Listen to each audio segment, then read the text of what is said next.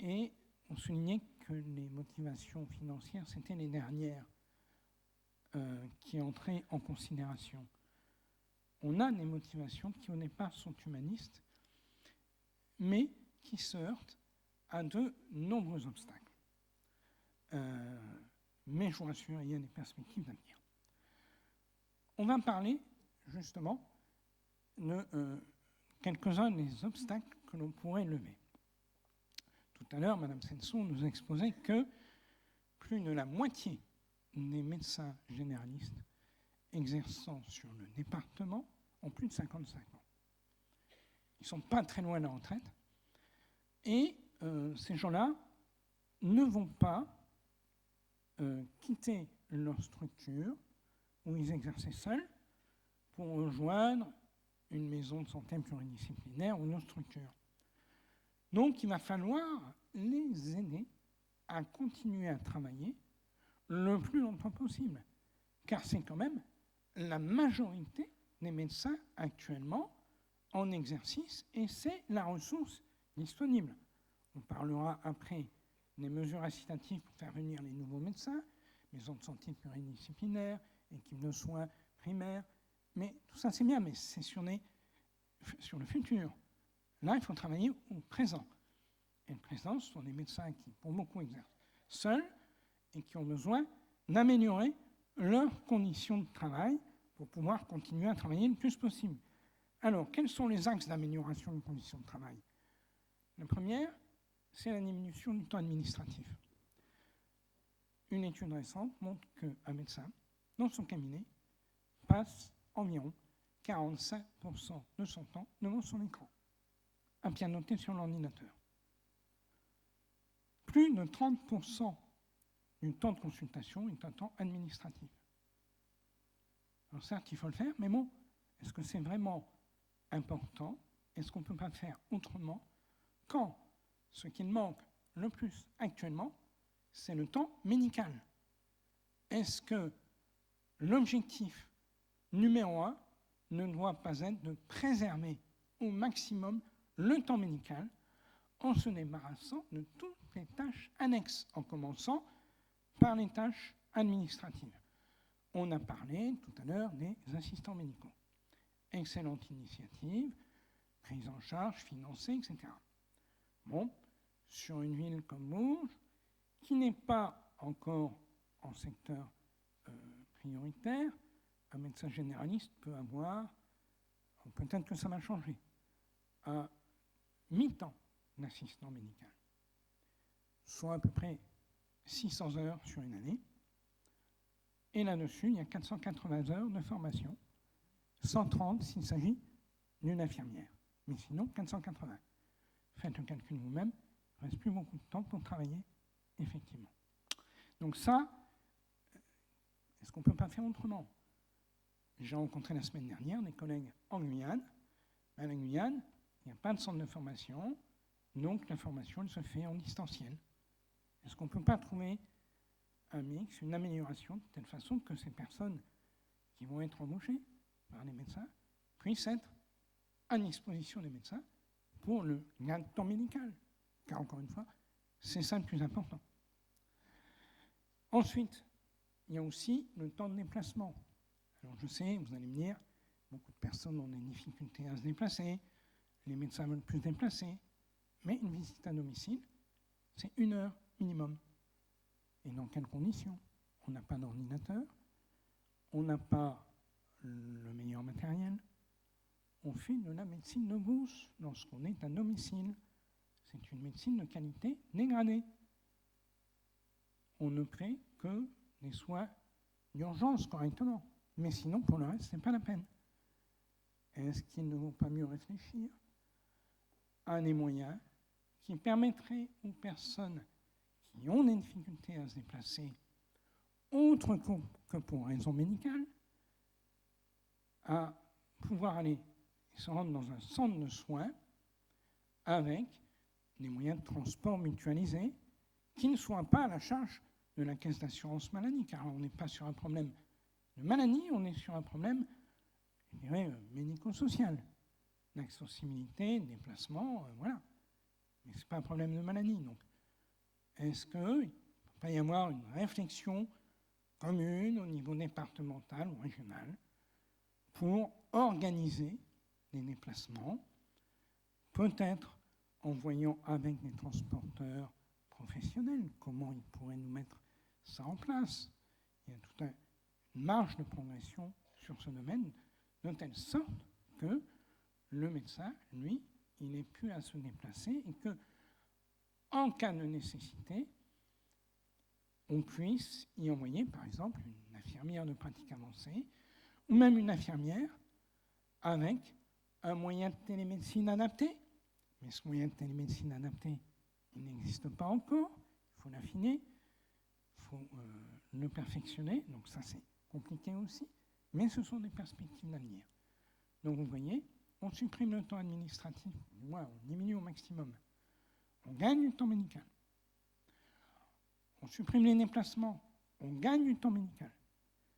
Ça, ce sont des moyens qui peuvent permettre d'apporter une partie de la solution dans des délais rapides.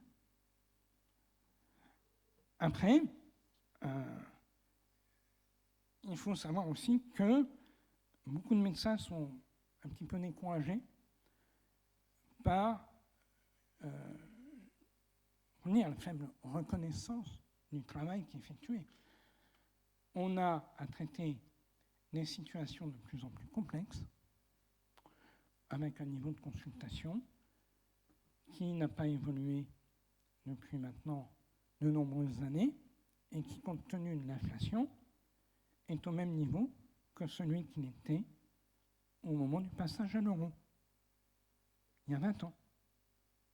Comment vous voulez payer une secrétaire, des locaux adaptés, comment vous voulez financer tout ça, quand dans le même temps les charges ont augmenté, comme pour tout le monde. Donc là aussi, on va peut-être se poser la question, on est la médecine la moins chère en Europe, on est à peu près à 40% de la moyenne européenne. Donc on ne va pas pouvoir continuer longtemps comme ça. Les médecins se découragent aussi. Ensuite, il y a d'accompagner les médecins dans le virage numérique. Alors, le virage numérique, ça doit permettre effectivement de gagner du temps administratif. Encore faut-il que les outils numériques soient adaptés à la pratique du médecin. Or, comment ça se passe actuellement ? Lorsqu'un outil numérique est mis à la disposition, il correspond à un cahier des charges qui a été fixé par le ministère, sans se préoccuper, ou pas beaucoup, du retour sur le terrain des médecins exerçants. Et on a certain outil qui correspond au cahier des charges, mais pas à la pratique. Et ça va se traduire par les 45% de temps devant l'ordinateur, ce que je vous disais tout à l'heure. Donc des solutions innovantes, certes, à condition qu'elles soient adaptées à la pratique du terrain.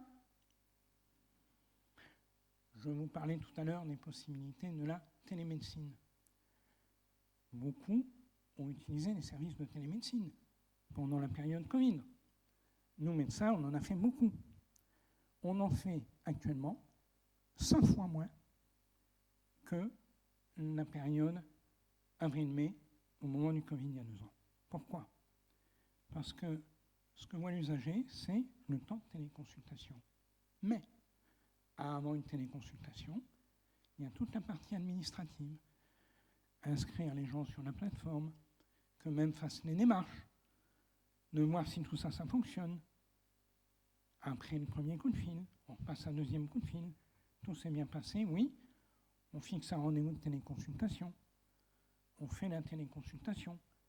Il faut saisir sur le logiciel métier, puis sur le logiciel de téléconsultation. On perd du temps.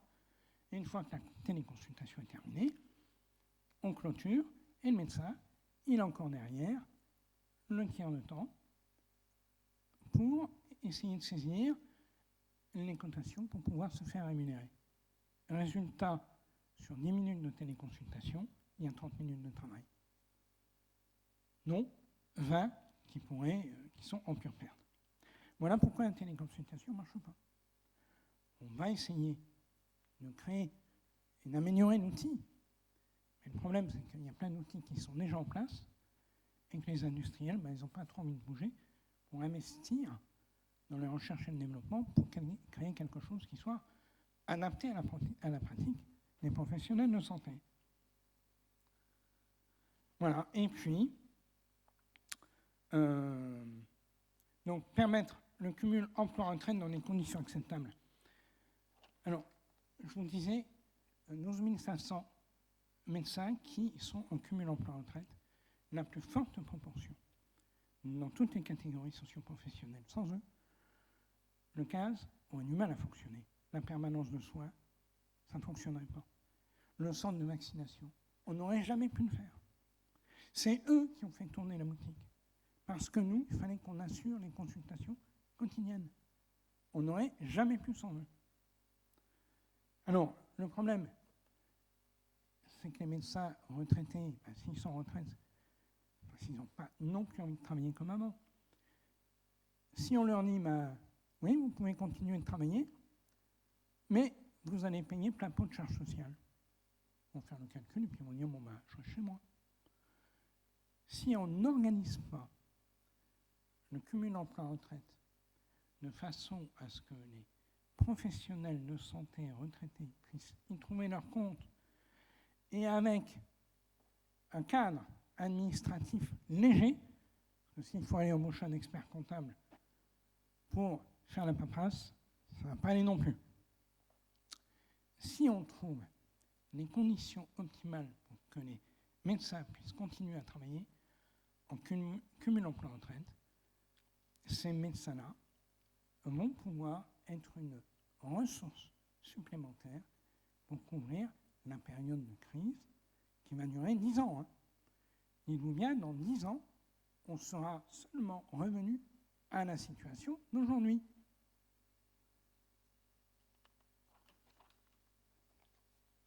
Alors, favoriser les exercices coordonnés.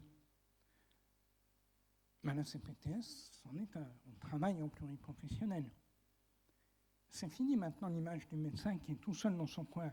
Parce que même si on exerce seul dans son cabinet, ce qui est mon cas, je suis loin d'être tout seul. On travaille en coordination avec d'autres professionnels de santé. Alors on a tendance à tout focaliser sur les maisons de santé pluridisciplinaires. C'est sûr, ça attire beaucoup les jeunes. Mais, je vous rappelle tout à l'heure que la moitié des médecins sont des médecins qui ont plus de 55 ans, ils ont déjà leur cabinet, ils ne vont pas, eux, déménager et repartir sur une aventure entrepreneuriale pour les quelques années qu'il leur reste. Donc, il faut leur apporter un cadre qui pourrait être, par exemple, les ESP, les équipes de soins primaires. C'est quoi ce machin? Mais en fait, imaginez que, au lieu que ce soit dans un même lieu, répartis sur le territoire, différents professionnels qui partagent le même fichier patientèle, qui ont recours aux mêmes professionnels de santé, infirmières, pharmaciens, kinés, etc., dans le même pool. Tous ces gens-là sont liés par des outils informatiques qui leur sont adaptés et qui vont leur permettre de communiquer. Et en fait, même si votre médecin n'est pas là, vous allez chez celui qui est à côté, et il a tout votre dossier, et pareil pour le kiné, et en fait, on crée un cabinet pluridisciplinaire, mais dématérialisé. On n'a pas besoin d'être physiquement à côté de quelqu'un pour travailler avec cette personne. Et ensuite, j'allais dire, donc redonner aux médecins un pouvoir de décision sur l'organisation de la santé. Ça, c'est important.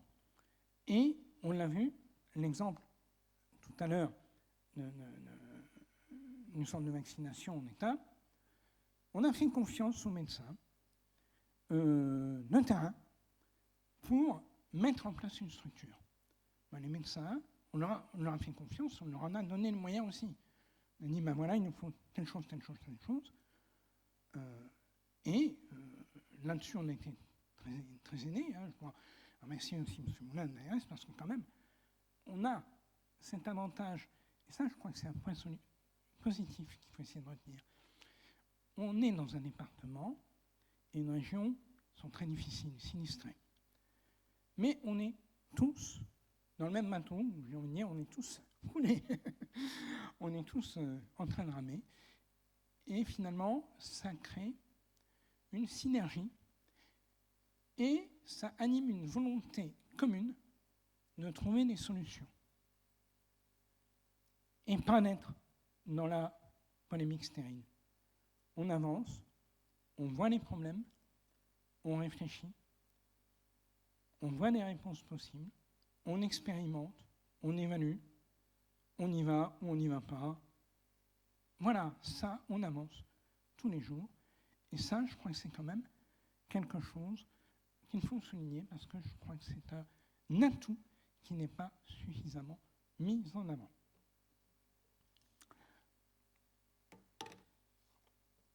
La deuxième partie qui pourrait nous aider, faire avancer un peu les choses, c'est les aides à l'installation et à la promotion du territoire. Alors, je n'en reviendrai pas sur le volet financier des aides, ça a été très bien expliqué tout à l'heure par Mme Senson.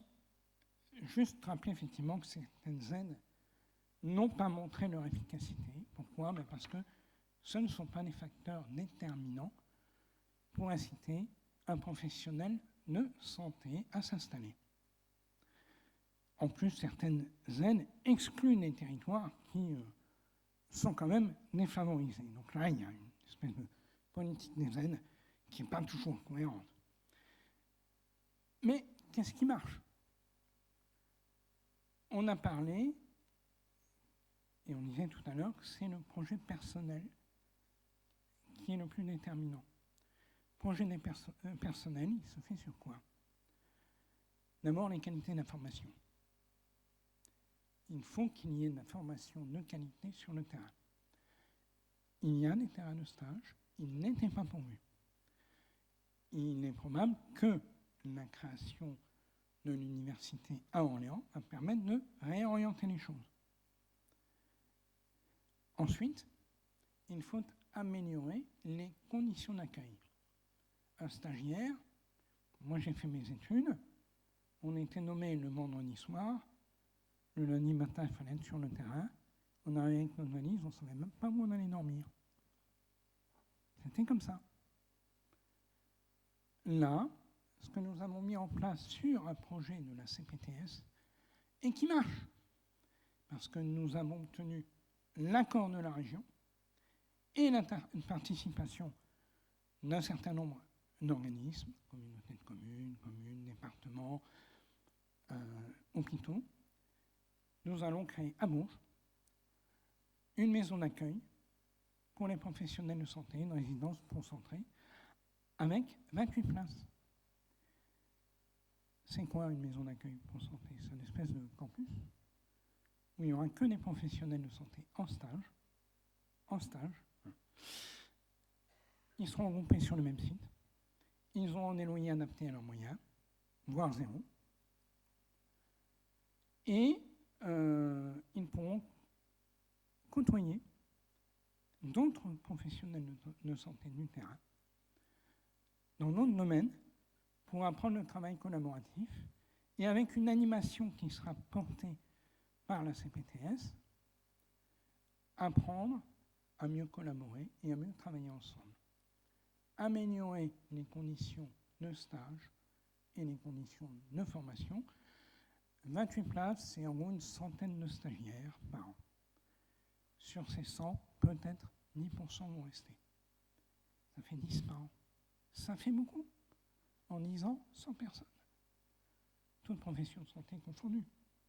Parce qu'on parle beaucoup des médecins, mais il y a 2 pharmacies qui ferment sur Bourges. Il y a plein de professions où on ne trouve plus de professionnels. Les délais pour les kinés, les dentistes, il n'y en a plus non plus. Les sages-femmes, c'est compliqué. Voilà. Donc, une initiative qui, à mon avis, va porter à terme ses fruits et qui sera susceptible de faire du Cher, de notre département, un modèle de développement futur pour la médecine et les professionnels de santé. Alors après,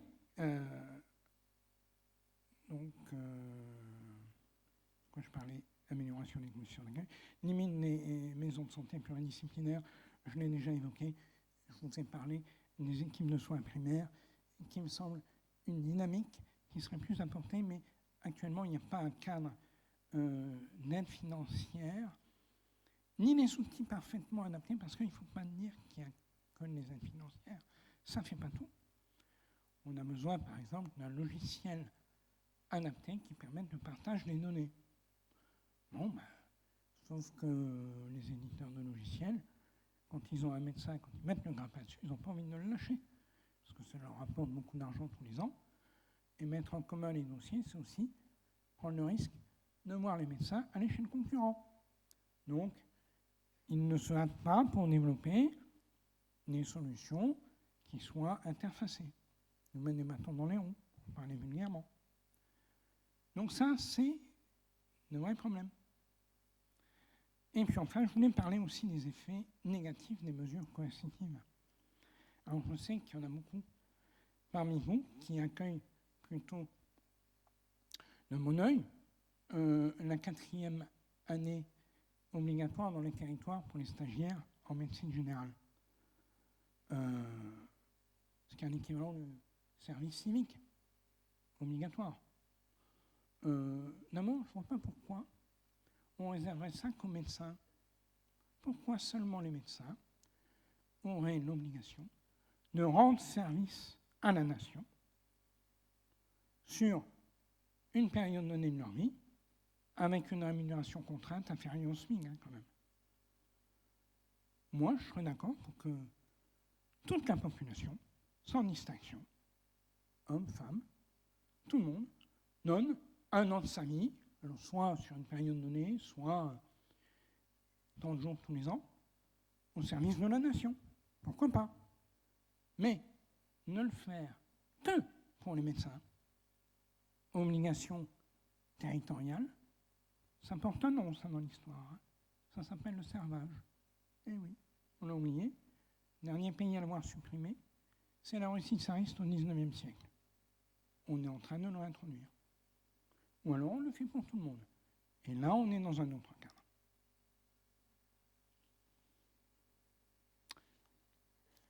Donc, voilà, et puis il y a encore une dernière chose que je voulais vous parler, parce que mesures coercitives, on parle de quoi? De population.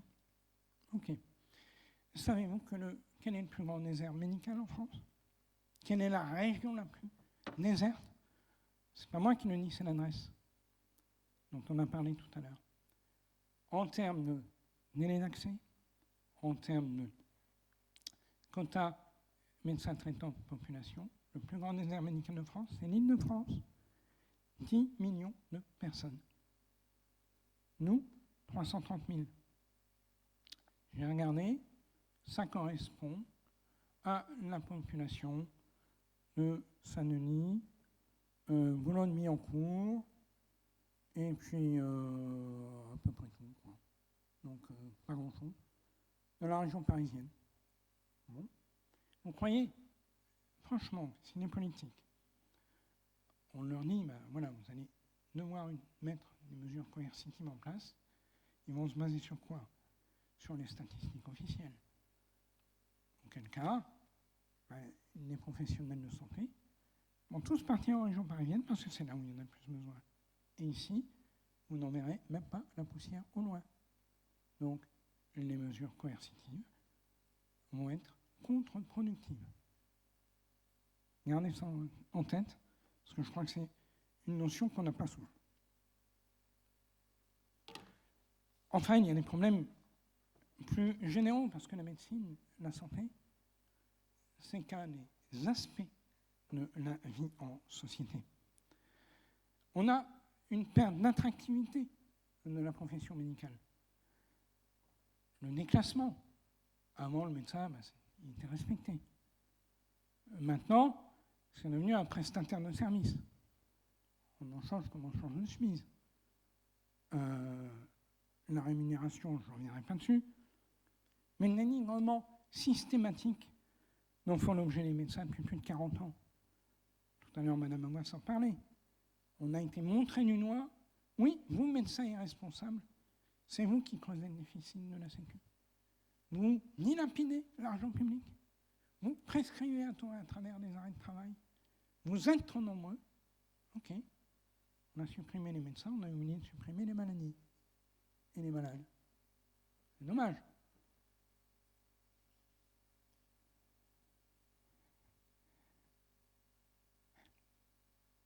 Alors, on nous a accusés aussi, parce qu'on a une vision de la santé qui a été sous l'angle unique du coût financier. Il fallait, à tout prix, par tous les moyens, diminuer les coûts. Je vais vous donner un exemple assez édifiant. On a fait la promotion des génériques. C'est des médicaments similaires, moins chers. Bon. L'ennui, c'est qu'ils ne sont pas faits en France. Ils sont faits en Inde, en Chine ou ailleurs. L'industrie pharmaceutique en France était première en Europe en 2000. Aujourd'hui, elle est inexistante. Et que font les Chinois ou les Indiens lorsqu'il y a une tension sur un médicament parce qu'il y a un loupé dans le processus de fabrication qui prend 1 an, donc on sait que pendant 1 an, il ne va plus y avoir tel médicament, parce qu'il faut tout reprendre à zéro. Ils vendent au plus offrant. Et comme nous, on a contractualisé pour être les moins offrants, les médicaments sont vendus ailleurs. Il faut voir là la principale explication pour les tensions sur les médicaments. On ne fait plus de médicaments en France. On voulait du pas cher, et bien on l'a. Mais, du coup, on comble avec toutes ces mesures le trou de la Sécu. Et encore, de façon partielle. Mais, si on réfléchit bien, le trou de la Sécu, il est comblé avec quoi?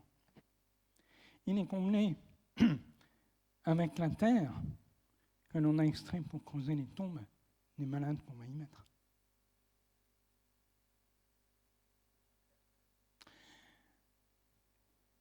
On a, pour diriger notre politique de dépenses de santé, un objectif de dépenses d'assurance maladie qui, lui, chaque année, est réduit. Et en tout cas, qui cible certaines professions. Et là, cette année, c'est le tour des biologistes d'être dans le collimateur. Donc, les biologistes vont voir leur tarification baisser de manière arbitraire. Et alors qu'ils s'étaient déjà regroupés, il n'y a plus que 2 laboratoires privés sur nos chaires. Bientôt, il n'y en aura plus que 2 sur toute la région Centre-Val de Loire. Parce qu'à force de vouloir réduire les coûts, à un moment donné, ils ne pourront plus faire autrement qu'en mutualisant. Gageons que partis comme ça, dans quelques années, vos analyses, elles seront envoyées en Chine et vous attendrez 3 semaines pour avoir le retour. Alors, là aussi, on voit la santé comme un élément exclusif de dépenses, sans oublier le bénéfice que ça apporte à la nation. Les gains en termes d'espérance de vie, en qualité de vie. C'est comme si, en proportion gardée, on disait les enfants, les 20 premières années, ça coûte cher, il faut arrêter d'en faire. Vous voyez où on aboutirait. On ne voit que les dépenses à court terme parce que c'est l'échéance du mandat électoral. Alors, c'est vrai que ça a été pendant longtemps la pensée dominante, l'angle économique. Mais, considérer la pensée dominante comme une vérité intangible, ça a aussi ses inconvénients. Et là, on en mesure et on en paie les conséquences. Voilà, donc, alors après, se tourner systématiquement vers les politiques pour trouver des solutions. Avec ce que je vous ai dit,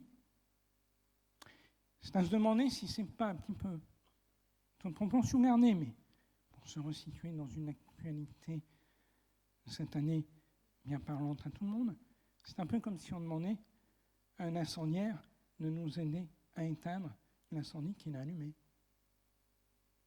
Je vous invite à ne pas déléguer votre réflexion et votre temps de cerveau disponible, mais d'essayer d'analyser les problématiques qui sont complexes, de ne pas réagir de façon spontanée et sur le coup d'émotion parce qu'il y a autour de vous des personnes qui sont dans la souffrance, mais sachez que quand on réagit sous le coup de l'émotion, quelle que soit l'émotion, tristesse, colère, joie, etc., on ne raisonne plus. Le cerveau, lui, ne fonctionne plus. C'est normal, on est programmé comme ça. C'est dans le développement de notre espèce. Donc, si on ne dépasse pas le cadre de l'émotion, on n'arrive pas à la raison. Or là, on a besoin de solutions raisonnées qui, pour les raisons que je vous expliquais tout à l'heure, sont difficiles à mettre en place, mais nous sommes, je vais dire, sur un terrain parfait d'expérimentation, parce que on nous laisse les mains libres, étant donné qu'on est dans une telle difficulté, il n'y a pas de solution toute faite, et moi je n'ai pas de baguette magique. Mais je sais pouvoir compter sur les professionnels de santé, sur les pouvoirs publics, et je l'espère aussi sur la population, pour arriver à des solutions raisonnables. Et je terminerai sur un tout petit point, qui est celui des rendez-vous non honorés. Ce matin, j'ai été interrogé par un journaliste qui me posait la question sur les rendez-vous non honorés, non excusés. Qu'est-ce que ça représentait ? J'étais à un colloque le week-end dernier et ça a été chiffré. Les rendez-vous non excusés et non honorés représentent pour un médecin l'équivalent de 100 heures par année. L'équivalent au niveau de la France de 8000 médecins en équivalent temps plein. Tous les jours, vous avez l'équivalent de l'activité de 8000 médecins qui est jeté à la poubelle parce que les gens ne préviennent pas à temps pour commander un rendez-vous. Dans la situation, c'est inacceptable. Qui plus est, on voit fleurir des pratiques nouvelles avec les plateformes de rendez-vous. Les gens prennent 5, 6, 10 rendez-vous pour la même spécialité, dans le même secteur, pour avoir le rendez-vous le plus rapide possible, et ils n'annulent pas les autres.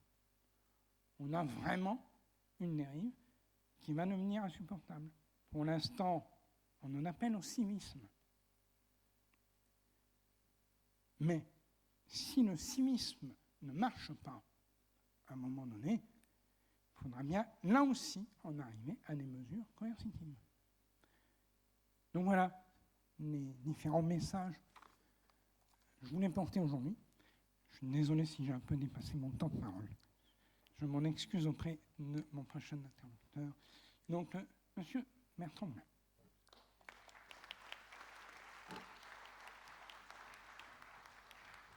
Merci, docteur Lanotte, d'avoir apporté l'éclairage et le point de vue des médecins généralistes de la CPTS de Bourges. Monsieur Moulin, directeur départemental de l'ARS. Je vous remercie beaucoup. Je vous donne la parole. Merci beaucoup. Bonjour à tous. Alors, j'ai pas pris de présentation. Parce que je me disais bien qu'une partie de ce que j'allais dire serait déjà débattue avant. Alors, si vous avez encore le moral, je vais essayer de vous parler des choses qui à mon avis, sont des pistes. Alors, même si Monsieur Lanotte on a déjà évoqué certaines en essayant de les contrer déjà par avance. Je n'ai pas forcément le même point de vue, surtout. Et ce serait même intéressant qu'on se fasse un dîner un jour où on se passe... parce qu'on n'a pas exactement la même analyse sur tout. Bon, déjà, effectivement, par rapport à ce qui a été dit depuis tout à l'heure, depuis le début, on est dans un moment où finalement on n'a jamais eu autant de médecins en France qu'aujourd'hui. Une fois qu'on a dit ça, on se pose la question, comment ça se fait qu'on en soit là? C'est parce que les médecins qu'on a aujourd'hui, effectivement, sont concentrés, sont pas hyper bien répartis. C'est un euphémisme de dire ça, mais en tout cas, ils ne sont pas répartis en fonction du nombre de population qui est présente sur place et des besoins de santé, forcément. Après, il y a le temps de travail des médecins, c'est ce qui a été abordé tout à l'heure. Et effectivement, je crois que c'est important de dire tout de suite que ce n'est pas qu'une question de féminisation, puisque les jeunes médecins hommes aussi cherchent à avoir une activité moins intense que celle de leurs aïeux. Donc une fois qu'on a fait ces constats et qu'on ajoute à ça que la population des départements comme le nôtre ont plus besoin de temps médical, puisque c'est une population qui vit plus longtemps qu'avant, et ce qui est une bonne chose. L'idée, c'est qu'elles vivent le mieux possible, le plus longtemps possible, et donc avoir les soins nécessaires à leur épanouissement. Donc ça, je crois que c'est le constat de base qu'on fait tous. À partir de là, l'idée, c'est de se dire, ben voilà, on a les médecins, comme l'a dit le ministre, je crois, la semaine dernière, on fait avec nos troupes. Donc l'idée, effectivement, et je crois que c'est quelque chose qui est partagé, c'est gagner du temps médical. Comment est-ce qu'on fait pour gagner du temps médical? Il y a la question de la coordination, de l'organisation du système de santé. Alors comment?